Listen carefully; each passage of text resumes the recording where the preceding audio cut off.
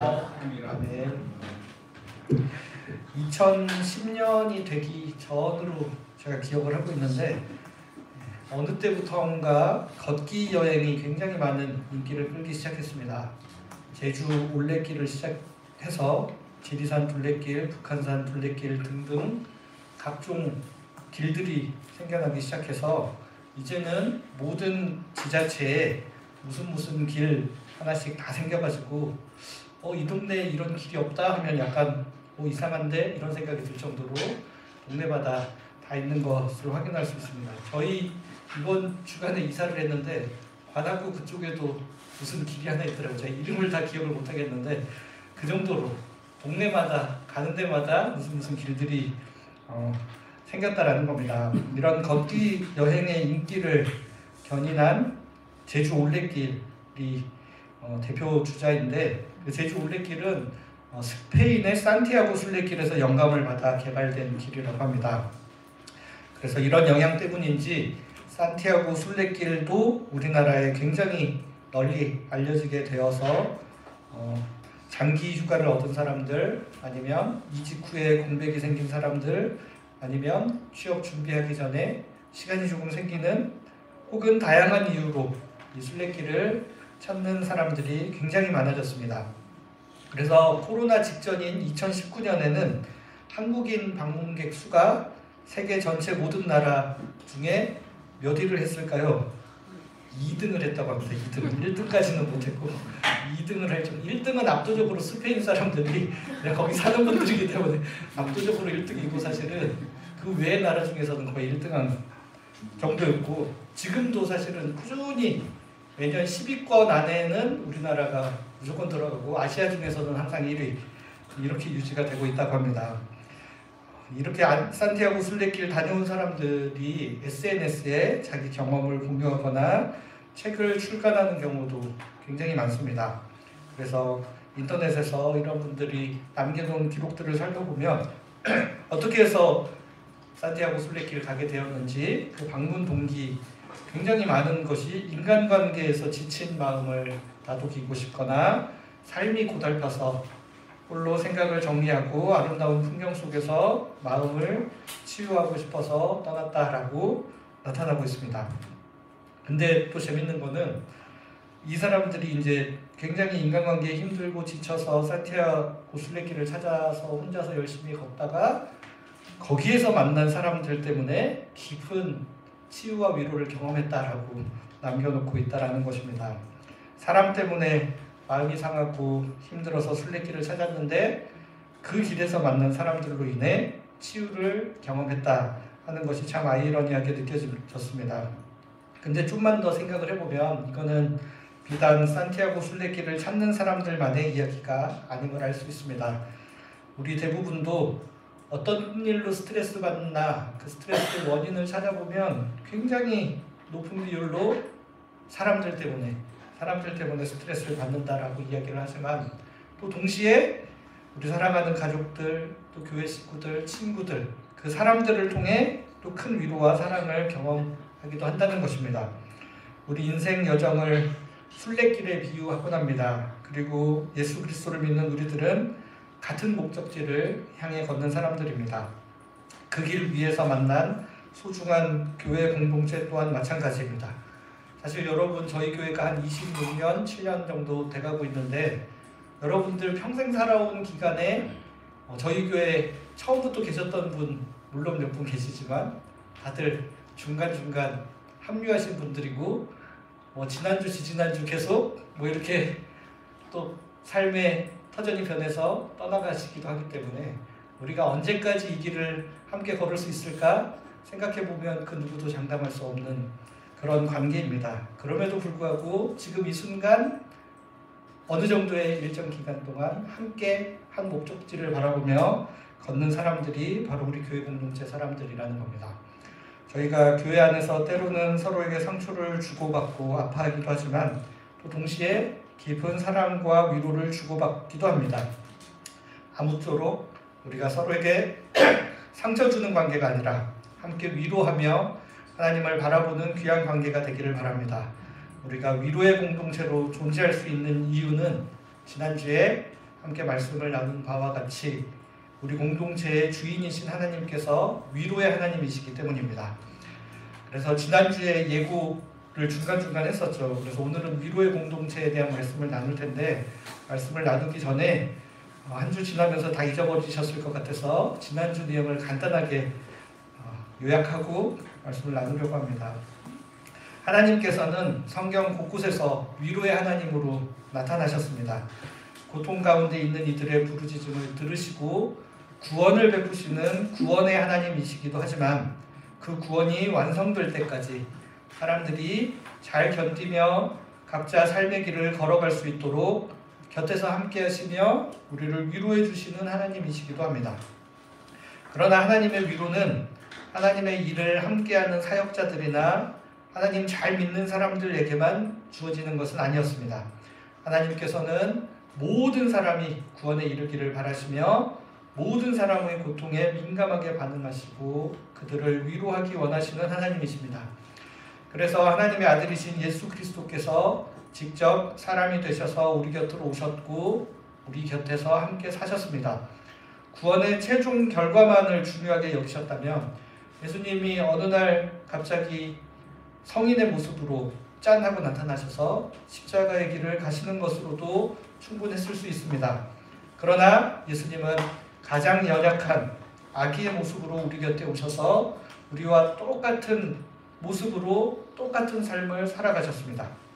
그리고 특별히 연약한 사람들 곁에서 그들을 위로하시며 구원을 이루어 가셨습니다. 예수님께서는 병든 이들을 치유하실 때도 그냥 짠하고 나으라만 하신 게 아니라 각 사람의 상황에 맞게 각 사람에게 필요한 방식으로 위로하시면서 치유하셨다라는 겁니다. 예수님이 결과가 중요하다 생각하시면 그냥 불특정 다수를 향해 지금 아무 사람 다 나아라 짠 하고 끝내셨어도 됐겠지만 예수님의 궁극적인 목적이 거기에 있지 않다라는 겁니다. 한 사람 한 사람 찾아가 주셔서 그 사람에게 필요한 방식으로 치유하심으로 그를 온전히 위로하고 그들 곁에 함께 하시는 하나님이 어떤 분이신지 우리로 하여금 알게 하기 위하여 그런 삶을 살아가셨다라는 겁니다. 그리고 예수님께서 십자가의 길을 떠나시면서 자신이 떠난 후 또 다른 보혜사이신 성령 하나님을 우리에게 보내주시겠다라고 말씀하셨습니다. 예수님께서 약속하신 성령 하나님을 지칭하실 때 사용되었던 헬라어 단어인 파라클레토스는 위로라는 단어를 표현하고 있는 파라클레시스와 같은 어원을 가진 단어입니다. 곁에 부름받았다라는 뜻입니다. 이는 예수님께서 떠나신 후에 보내주실 성령 하나님께서 바로 그 보혜사, 위로의 하나님으로 항상 우리와 함께 하실 것을 나타내고 있는 표현이라고 할 수 있습니다. 그 위로의 하나님께서 모진 환난 중에 있었던 사도 바울을 위로하여 주셨고 바울 사도는 고린도 후서 편지를 기록하며 그 위로의 하나님을 찬양하며 편지를 시작하고 있습니다. 이렇게 짧게 끝날 수 있는 걸 제가 지난주에는 한 30몇 번 했었죠. 이것만 잘 기억하시면 됩니다. 오늘도 그렇게 짧게 끝날 수 있는 이야기를 또 길게 또 할 수밖에 없는 상황을 이해해 주시면 좋겠습니다. 근데 오늘 본문을 보시면 바울 사도는 위로의 하나님을 찬양할 뿐만 아니라 본인이 하나님께로부터 받은 위로가 어떤 의미를 가지고 있는지 해석하여 우리에게 가르쳐주고 있는 것을 확인할 수 있습니다. 4절과 6절 말씀 우리가 같이 한번 한 목소리로 읽어보겠습니다. 시작. 우리의 모든 환난 중에서 모든 환난 중에 있는 자들을 능히 위로하게 하시는 이시로다.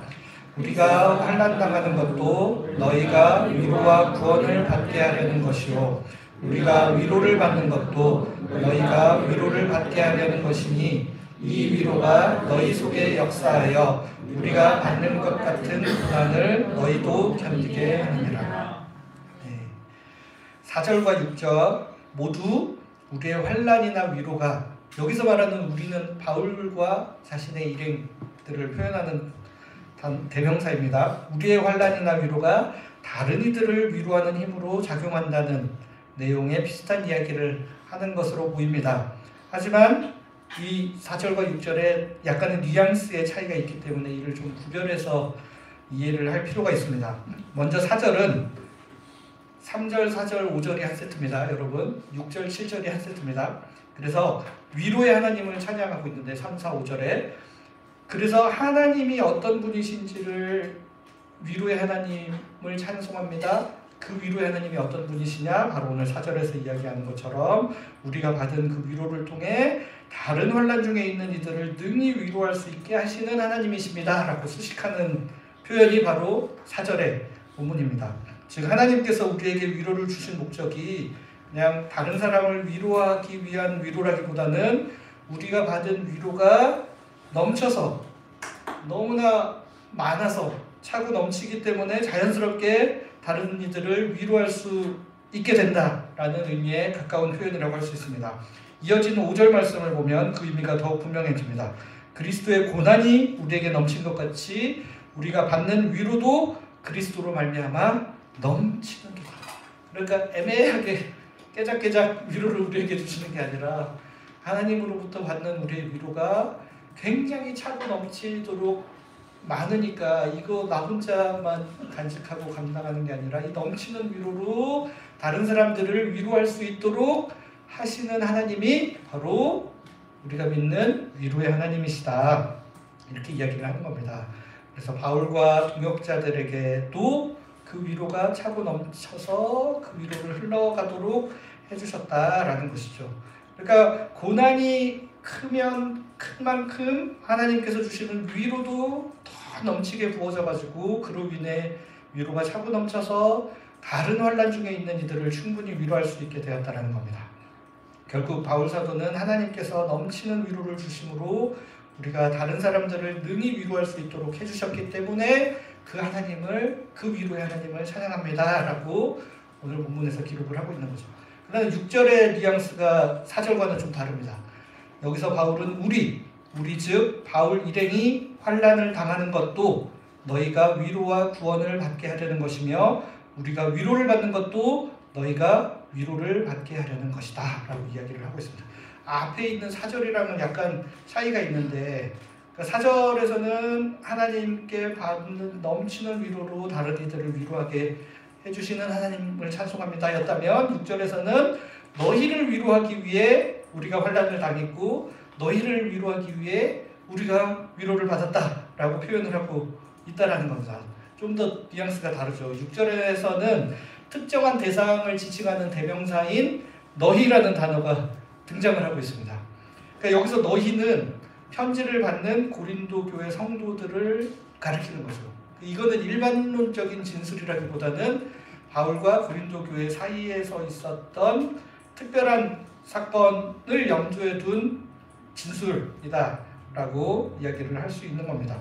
그러니까 앞에서 일반론적으로 우리 하나님은 우리에게 위로를 넘치게 부어주셔서 그 위로로 다른 사람을 위로하게 하시는 하나님이신데 6절 7절에서의 바울이를 포함한 자기 동역자들이 바울과 함께 다니면서 굉장히 많은 위로도 받고 지난주에 말씀드린 것처럼 고린도 교회 때문에도 굉장히 고난을 많이 받았는데 그거를 바울이 자기 나름대로 해석을 한 겁니다. 자기 나름대로 그 사건을 해석하여 이거는 하나님이 나에게 이런 고난, 고린도 교회와의 관계에서 고난을 겪게 한 것도 너희들에게 위로와 구원이 무엇인지 가르쳐 주시려고 이렇게 하신 겁니다라고 자기가 받은 고난을 자기가 그런 식으로 해석을 하는 거예요.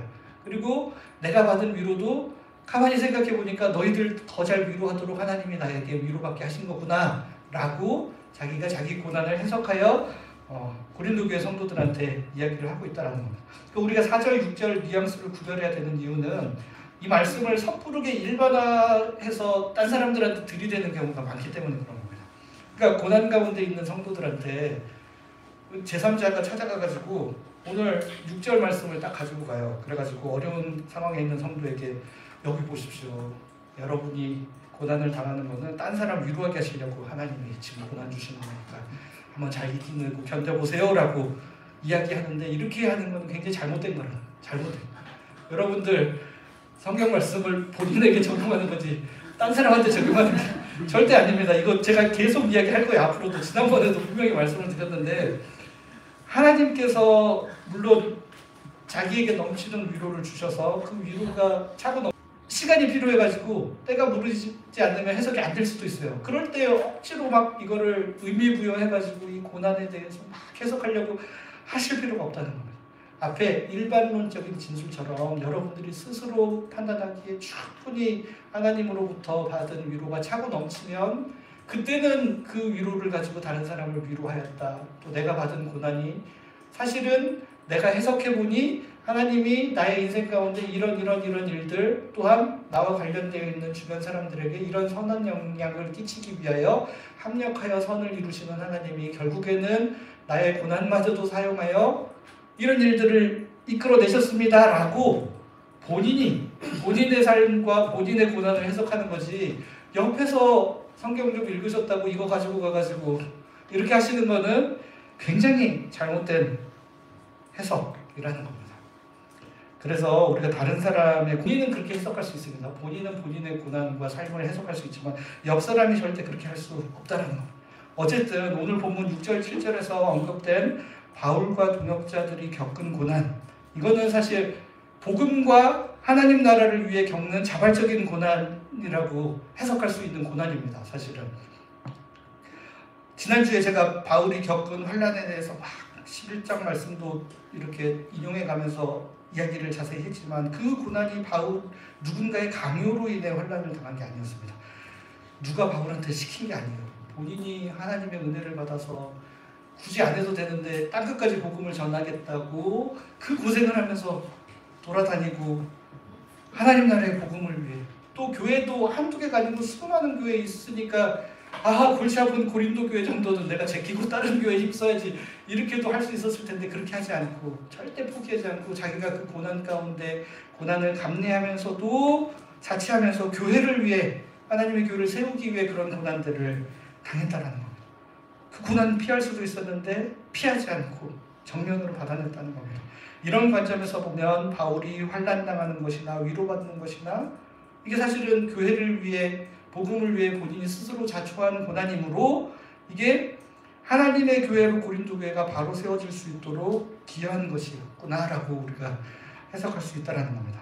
그러니까 이렇게 4절과 6절 말씀이 미묘한 뉘앙스 차이가 있으므로 구별해서 이해를 해야 합니다. 그런 차이를 염두에 두어야 하므로 모든 고난에 성급하게 이렇다 저렇다 일반화해서는 안 되지만 바울이 궁극적으로 이 찬송하는, 하나님을 찬송하는 편지글을 시작하는 이 부분을 통해 구체적으로 강조하고 싶었던 내용은 분명히 있습니다. 분명히 그는 이 구절들을 통해 공통적으로 본인의 경험에 빗대었을 때 자신이 받은 위로를 통해 다른 환난 중에 있는 사람들을 위로할 수가 있구나라는 것을 본인의 경험을 통해 해석해서 그 부분을 이야기를 해보고 싶은 겁니다. 여러분들 모두가 다 그렇다는 게 아니라 내가 겪어보니 내 고난과 내 위로를 통하여 다른 이들을 위로하는 일들이 우리 삶에서 분명히 일어날 수 있습니다. 그 이야기를 해보고 싶은 겁니다. 각자가 경험하는 고난의 유형은 다를지라도 그 고난을 이겨내는 과정에서 얻은 위로를 통해 다른 사람을 또 같이 위로할 수 있습니다. 여러분들 상처 입은 치유자라는 이야기도 아시죠? 그러니까 그 아픔을 경험해 본 사람이 또 다른 사람의 아픔을 같이 위로할 수도 있다는 겁니다. 그러니까 우리가 받는 위로가 지난주 한 것처럼 위로의 하나님으로부터만 위로를 받는 것이 아니라 이 위로의 하나님의 위로를 경험한 사람들을 통해서 그 위로가 전해지기도 한다는 겁니다. 즉 자신이 받은 고난과 위로가 나 혼자만의 개인적인 경험과 내 삶에서 있었던 에피소드로 끝나는 것이 아니라 다른 사람들을 위로하는 힘으로도 작용할 수 있다는 겁니다. 근데 우리가 다른 사람을 위로한다는 게 굉장히 어려운 일입니다. 왜냐하면 위로라는 것은 감정적인 부분을 다루는 거기 때문입니다. 사람이 기계가 아니기 때문에 그래요. 기계적으로, 저는 공대 출신이라 굉장히 공식화하는 거를 너무나 좋아하는 사람인데 저 같은 사람들이 더 힘든 거예요. 사실은 기계적으로 함수처럼 A를 대입하면 B라는 결과물이 정확히 나오면 좋겠는데 그런 게 아니라는 거예요. 어떤 상황에는 이렇게 위로하면 되고 어떤 태도로 위로해야지 이렇게 공식처럼 정해진 게 절대 아니라는 거예요. 사람의 감정이 그만큼 복잡하고 미묘하기 때문인데, 그러니까 어떤 사람은 곁에서 함께 울어주는 게 위로가 되는 사람이 있어요. 근데 또 반대로 어떤 사람은 그냥 좀 혼자 조용히 내버려두는 게 큰 위로가 될 수 있어요. 옆에 와가지고 운다고 막 이러는 것 자체가 스트레스인 사람들도 분명히 있을 수 있다는 겁니다. 또 누군가에게는 감정적으로 아 그랬구나 너무 힘들었겠다 공감해주는 게 도움이 되지만 또 어떤 사람한테는 문제 지금 자기가 당하고 있는 문제를 어떤 식으로 해결할 수 있는 문제 해결의 실마리를 제공하는 게 더 의미 있는 위로가 될 수도 있다는 거죠. 요즘 T니 F니 이러면서 막 공감 안 하고 해결책 주는 거를 무조건 나쁘게 볼 게 아니라는 겁니다. 여러분 해결책을 통하여 문제가 해결되면 그것만큼 좋은 게 없어요. 사실 그런 방식을 통하여 위로를 받는 사람들도 분명히 있다는 사실을 기억해야 합니다. 그리고 또 내가 예전에 이런 경험을 겪었을 때 이렇게 해줬을 때 나한테 위로가 됐으니까 딴 사람도 똑같이 그렇게 했지라고 생각했는데 그 사람은 안 그럴 수도 있다는 걸 우리가 늘 기억해야 합니다. 심지어는 같은 사람이 같은 어려움을 겪더라도 어떤 때는 A의 방식이 위로가 됐다가 어떤 때는 B의 방식이 더 적절할 수도 있다는 거. 그러니까 저 같은 경우는 주로 혼자 내버려 두는 게 굉장히 위로가 되는 기본적으로는 그런 사람임에도 불구하고 제가 맨날 그렇지는 않잖아요. 어떨 때는 또 사람이 와가지고 위로의 말을 건네줬을 때 그걸 가지고 위로가 되기도 한 그만큼 사람이 어렵다는 겁니다. 사람마다 다 다르고 각자의 사람이 처한 상황과 주변 환경과 여러 가지 때문에 너무너무 어렵다라는 거예요. 그러니까 상황이 이렇다 보니까 자기는 분명히 좋은 마음으로 위로하려고 했다가 되려 안 좋은 소리를 들을까 괜히 긁어부스럼 만들지 말아야지 이러면서 그냥 다 포기해버리고 내버려둬야지 하는 마음이 생길 때도 있다라는 겁니다. 그러나 우리 모든 거를 포기하면 안 되겠죠. 우리 위로가 상대방에게 전해지는 데 있어서 오늘 말씀을 해 나도 아프다. 예전에 다모에 나오는 대사죠. 아프네? 나도 아프다. 예전에 다모에 나오는 대사죠. 아프냐? 나도 아프다. 이게 위로입니다. 사실은. 그리고 가정에서도 우리 부부 사이에 뭐가 제일 서운한가 생각해보면 내 편을 안 들어주는 게 좀 서운한 게 있어요. 이런저런 일들이 있을 때 옳고 그름을 떠나서 내 편을 들어주고 그냥 그랬구나 해주면 좋은데 꼭 판사가 돼가지고 잘잘못을 따지고 싶어가지고 상대방이 왜 그런 일들을 했는지를 자꾸 설명해주고 싶어하는 그런 욕망들이 우리에게 생겨나는 거죠.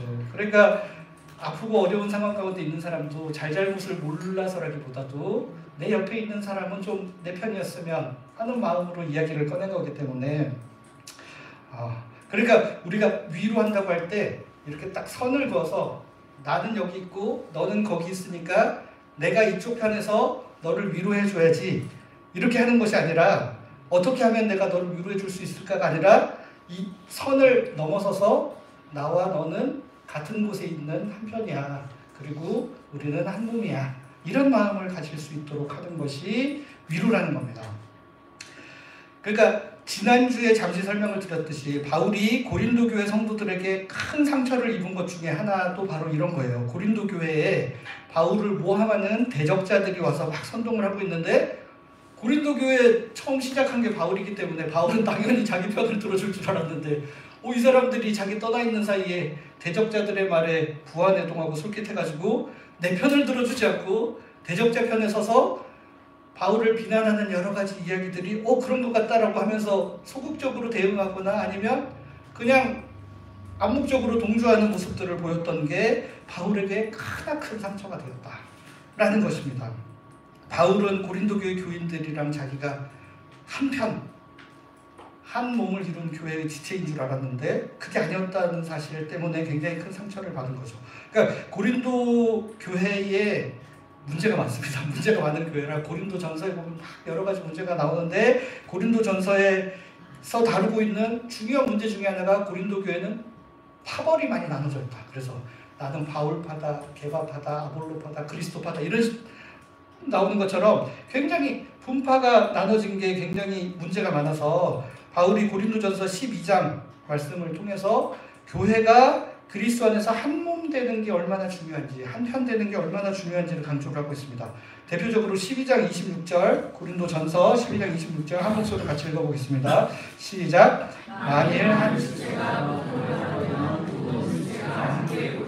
받고 한 지체가 영광을 얻으며 모든 지체가 함께 즐거워합니다. 결국 바울은 고린도 교회 성도들이 서로 한 몸됨을 기억해서 한 지체의 고통을 곧 자기의 고통으로 여길 줄 알고, 한 지체가 영광을 얻으면 모든 지체가 함께 즐거워해야 한다라고 이야기를 하고 있습니다. 이 한 몸 된다는 게 너무너무 중요해요. 부부가 일심동체다라고 이야기하는 것처럼 한 몸을 이루어야 하기 때문에 아까 이야기한 것처럼 내 편을 안 들어주면 굉장히 서운해지는 거거든요. 이게 어디에서부터 기원했냐면 삼위일체 하나님으로부터 내려온 정신이에요. 사실은 서로 다른 세 본질이, 동일 본질이 한 몸을 이루는 삼위일체가 그거거든요. 그것처럼 부부가 서로 다른 개체임에도 불구하고 동일 본질은 아니기 때문에 삼위일체를 100% 설명하는 예라고는 할 수 없지만, 그럼에도 불구하고 하나됨을 이룰 때 그것이 삼위일체의 하나님의 온전한 사랑을 경험하는, 이게 부부 사이에서뿐만 아니라 교회까지로 확장된다라는 게 바울의 이야기인 겁니다. 그래서 우리가 서로 다른 지체이지만, 서로 다른 개체이지만 삼위일체 하나님이 한 몸을 이루셨듯이 우리가 하나 되는, 한 몸 이루는 게 굉장히 중요하다는 것을 고린도전서 12장 말씀을 통해 이야기를 합니다. 그렇기 때문에 우리가 한 몸이기 때문에, 제가 이사하다가 지금 손가락에 스크래치가 났는데, 손가락이 아프면 얘만 아픈 게 아니라 다 온몸이 여기에 연관되어서 함께 아픈 거이기 때문에, 그런 맥락으로 우리가 같은 편이 되고 한 몸이 되어서 상대의 아픔을 내 아픔처럼 여길 줄 알 때 온전한 위로가 전해진다라는 이야기인 겁니다. 그래서 고린도 교회 성도들의 회개가 바울에게 큰 위로가 되었다. 이게 무슨 이야기냐면, 바울이 그동안 고린도 교회 성도들이 내 편이 아닌 것 때문에 너무나 서운하고 안타까웠던 마음을 고린도 교회 성도들이 회개하고 바울의 편으로 돌아섰다라고 생각을 하는 겁니다. 그래서 오늘 본문 6절 7절에서 이렇게 기록을 하고 있습니다. 제가 한번 읽어볼게요. 우리가 환난당하는 것도 너희가 위로와 구원을 받게 하려는 것이요, 우리가 위로를 받는 것도 너희가 위로를 받게 하려는 것이니, 여기서부터가 중요합니다. 이 위로가 너희 속에 역사하여 우리가 받는 것 같은 고난을 너희도 견디게 하느니라. 너희를 위한 우리의 소망이 견고함은 너희가 고난에 참여하는 자가 된 것 같이 위로에도 그러할 줄 알매라. 바울은 고린도 교회 성도들에게 위로를 전하면서 이 위로를 통해 언젠가는 고린도 교회 성도들이 바울과 자신의 일에, 그러니까 여러분 서신서를 쓸 때 보통 바울이 나 바울은 이러면서 개인적인 표현으로 표현할 때도 굉장히 많은데, 고린도 후서에서는 계속 오늘 우리 그렇게 나오잖아요. 우리. 그러니까 자기와 자기의 동역자들이 한 팀이 되어, 한 편이 되어, 한 몸이 되어 하나님 나라의 복음 사역을 진행하듯이, 여기서는 아직은 우리까지는 아니에요. 우리와 너희예요. 너희. 고린도 교회 성도들이 지금은 너희지만 이제는 너희도 우리가 되어가지고 우리가 받는 것 같은 고난을 너희도 같이 견디는 그런 일들이 있기를 소망한다. 너희가 고난에 참여한 자가 된 것 같이 위로에도 그러할 줄을 알기 때문이다. 이런 식으로 이야기를 하고 있는 겁니다. 그러니까 바울이 사실 자신이 고난당한 거 너무 괴롭고 힘들었으면 너네는 고난당하지 말아라 라고 이야기하는 게 사실은 정상적인 마음인데, 여기서는 너네도 같이 고난받으면 좋겠다라고 이야기하는 이유가 바로 거기에 있는 겁니다. 바울이 당한 고난이 이유 없는 고난, 무의미한 고난이 아니라 복음과 하나님 나라를 위한 고난이며 교회를 위한 고난이었기 때문에, 그 고난을 너희도 너희로 남아있지 않고 우리가 되어서 함께 이 고난을 좀 받았으면 좋겠다. 함께 우리가 한 몸을 이루는 교회로서 같이 고난을 받고 또 같이 위로를 받을 수 있었으면 좋겠다. 그래서 지금은 내가 너희라고 부르고 있지만 너희가 우리가 되어서 이제 또 다른 교회, 뭐 예를 들어 데살로니가 교회나 빌립보 교회를 향하여 우리라고 같이 표현할 수 있는 믿음의 동역자가 되었으면 좋겠다라는 소망이 바로 이 바울의 이야기 속에 담겨져 있다라는 겁니다. 그들이 같은 편이 된다면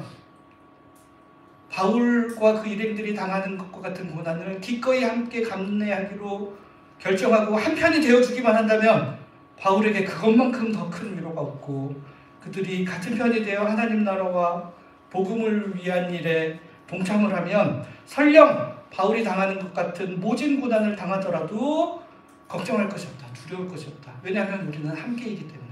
함께 또 넘치는 위로도 함께 받게 될 것이기 때문에 거기에 소망을 두고 이런 이야기들을 해나가고 있다는 것. 그렇기 때문에 우리가 다른 사람들을 위로한다는 것은 선을 그어서 나와 너로 나눌 것이 아니라 우리가 이제 그 곁에 가서 함께 그 아픔을 공유하는 관계가 될 수 있다면 부족하지만 우리도 다른 사람을 위로할 수 있게 된다는 겁니다. 두 번째로 우리의 위로는 기도를 통해 상대방에게 전해질 수 있습니다. 오늘 본문 10절, 11절 말씀을 보시면 이렇게 기록되어 있습니다. 같이 한 목소리를 읽어보겠습니다. 시작. 그가 이같이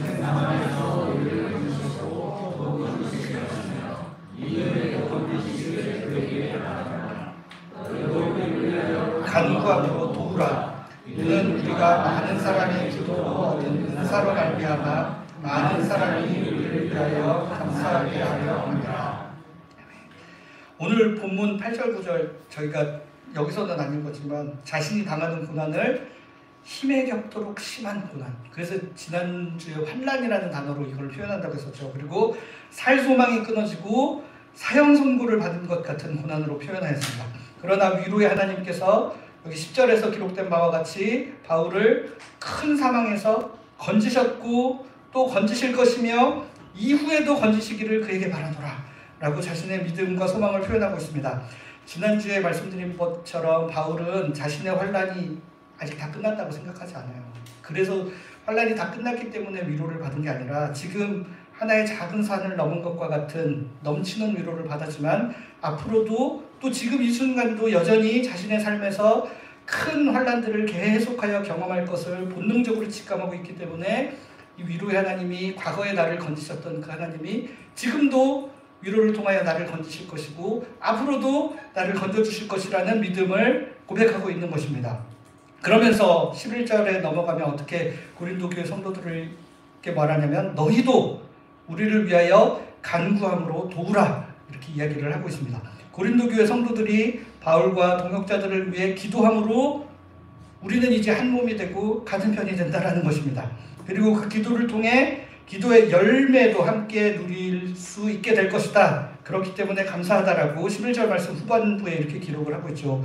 우리가 많은 사람의 기도로 얻은 은사로 말미암아, 그러니까 많은 사람이 우리에게 기도해 주셔서 얻은 은사로 말미암아 많은 사람이 우리를 위하여 감사하게 하려고 너희에게 좀 기도해 달라고 부탁을 하는 것이다. 그 이야기를 하고 있는 겁니다. 그리스도를 머리로 한 몸을 이루고 있는 우리가 다른 지체를 위해 함께 기도하는 것은 우리가 한 몸이므로 같은 아픔을 맛보고 있기 때문에 머리 대신 예수를 통해 하나님 앞에 호소하는 것이라고 할 수 있습니다. 사실 우리가 한 몸이라는 게 사실은 성경에 기록되어 있으니까 믿음으로 동의를 하고 한 몸됨을 지향하고 있지만 실존적으로는 아직 느슨하잖아요. 솔직히 말하면. 솔직히 옆에 성도 아프다고 내가 막 그렇게까지 심하게 아프지는 않은, 아직 진짜 내가 아픈 것처럼 아프지는 않은, 아직은 좀 느슨하게 결합되어 있는 상태인데 이 느슨한 결합이 우리의 기도를 통해 점점 공고해진다라는 사실입니다. 우리는 기도할 때 어떤 일이 일어나냐면 여러분들 기도하려면 제일 먼저 그분의 이미지를 떠올릴 수밖에 없습니다. 그냥 아무 생각 없이 기도를 하고 싶어도 누군가를 위해 기도하려면 일주일 동안 사실 한 번도 다른 사람을 위해 기도하지 않으면 일주일 동안 자기 삶에 열심히 바쁘게 살다가 주일날 와서 잘 지냈어 하고 만나겠지만 일주일에 한 번이라도 우리 옆에 있는 지체를 위해 기도하는 사람이라면 중간에 최소 한 번 정도는 그 사람의 이미지를 떠올리면서 그 사람이 잘 되기를 하나님 앞에 간구하는 일들이 우리한테 일어나는 거죠. 그래서 기도할 때 우리는 다른 지체를 생각할 수밖에 없게 되고 기도를 일반적으로는 상대방의 어려움을 위해 기도하기 때문에 그 사람의 어려움이 어떤 어려움이었을까 한 번 더 헤아리게 되고 그리고 또 그 하나님 앞에 그의 아픔을 같이 호소할 수 있는 일들이 일어난다는 것. 이를 통해 다른 지체의 아픔이 점점 나의 아픔처럼 다가오게 되고 또 혹시 하나님의 위로로 인하여 회복을 경험하게 되면 이분이 그냥 하나님이 낫게 해주셨나 보다가 아니라 이분의 기도 응답이 이분의 기도 응답일 뿐만 아니라 나의 기도 응답이기도 한 거예요. 내가 왜냐하면 이분을 위해 기도했기 때문에 하나님이 내 기도에 응답하셨구나라고 고백할 수 있게 되는 일들이 일어난다라는 겁니다. 오늘 본문 11절에서 바울이 고린도 교회 성도들에게 하고자 하는 이야기가 바로 이겁니다. 그리고 앞으로도 기도와 관련된 이야기 할 때마다 자주 인용될 말씀인데 빌립보서 4장 6절 7절 말씀 보시면 이렇게 기록되어 있습니다. 아무것도 염려하지 말고 모든 일을 오직 기도와 간구로 하고 여러분이 바라는 것을 감사하는 마음으로 하나님께 아뢰십시오. 그리하면 사람의 헤아림을 뛰어넘는 하나님의 평화가 여러분의 마음과 생각을 그리스도 예수 안에서 지켜줄 것입니다. 기도의 가장 큰 유익은 우리의 헤아림을 뛰어넘는 하나님의 평화가 우리의 마음과 생각을 지켜준다는 것입니다. 앞서 저희가 위로하기 어려운 이유가 각 사람마다 여러 상황이 있고 여러 마음이 존재하기 때문이라고 분명히 말씀을 드렸습니다. 그런데 그 마음을 지키시는 하나님께서 우리의 기도를 통해 우리 마음의 평화를 주시고 그 마음과 생각을 지키신다고 말씀하시는 것입니다. 우리의 마음이 지옥과 같은 나락으로 떨어지지 않도록 우리의 마음과 생각을 지켜주시는 겁니다. 그러니까 내가 기도를 하는 대상, 기도를 받는 사람의 마음과 생각을 지켜주시어 그의 마음을 위로해 주시고 또 기도를 하는 나의 마음과 생각도 지켜주셔서 내가 저 사람을 위해 기도하는데 내가 또 저 사람을 기도하는 것 외에 어떻게 또 위로할 수 있을까? 마음과 생각을 지켜주셔서 그런 것들도 생각나게 하여 주신다라는 겁니다. 그러니까 아까 말씀드린 것 아무것도 생각하고 왔다가 자기 삶을 살다가 갑자기 위로하려고 그러면 마음이 어려워지고 내중심적으로 위로가 튀어나올 수밖에 없는데 우리가 이 사람을 위해 기도하며 마음을 품고 생각하고 일주일 동안 매일 하면 할수록 더 좋겠죠. 더 오랫동안 이 사람의 처지를 생각하기 때문에 위로하러 다가갔을 때 그 쌓여진 시간의 터널 가운데서 내려진 결론으로 그 마음과 마음이 전해지는 은혜들이 우리 가운데 일어난다라는 것입니다. 우리가 다른 사람들을 위해 기도할 때 이런 일들이 일어난다는 겁니다. 무관심하지 않고 함께 아픔을 나누고자 하는 마음으로 기도할 때 이런 일들이 일어난다는 거. 그러니까 여러분들 기도하실 때 어떨 때는 막 너무 집중해서 기도하기 힘들고 어려울 때는 그냥 저는 그렇게 해요. 그 사람을 떠올리고 내가 손잡고 그분과 함께 예수님 앞으로 주님 앞으로 나간다 생각하는 것만으로도 굉장히 기도가 잘 됩니다, 여러분. 그렇기 때문에 기도를 막 화려한 미사 어구를 동원해서 막 이렇게 기도한다고 생각하지 않더라도 최소한 그 사람을 떠올리고 그 사람의 처지를 헤아려 보려는 마음을 가지면서 하나님 앞에 그분을 올려드리는 것, 이게 우리의 기도라는 겁니다. 사랑하는 성도 여러분, 우리가 무엇 때문에 함께 모여 예배하고 교회를 이루고 있습니까? 여러분들 하나님 나라 일꾼으로 막 다 차출해가지고 프로젝트 완수하려고 모인 겁니까? 아니면 여러분들 예배라도 드리지 않으면 지옥 갈까봐 두려워가지고 면피하려고 예배 드리시는 겁니까? 아니지. 하나님께서 우리가 함께 모여서 집에서 각자 코로나 때처럼 영상 보고 예배 드릴 수 있음에도 불구하고 굳이 이 자리에 모여서 함께 예배하게 하신 것은 한 공동체로서 주님 안에서 깊이 사랑하고 한 몸을 이루어가면서 아픔을 함께 나누고 그리스도의 사랑을 함께 좀 배워가라고 우리를 이 자리로 모이게 하셨다는 것입니다. 그렇게 서로의 마음이 치유되고 연결되면 그때 비로소 하나님 나라를 위한 사역들을 이어나갈 수 있습니다. 오늘 순모임 편성에 대한 광고가 주보에 나와 있습니다. 저희가 순모임 하는 것도 마찬가지입니다.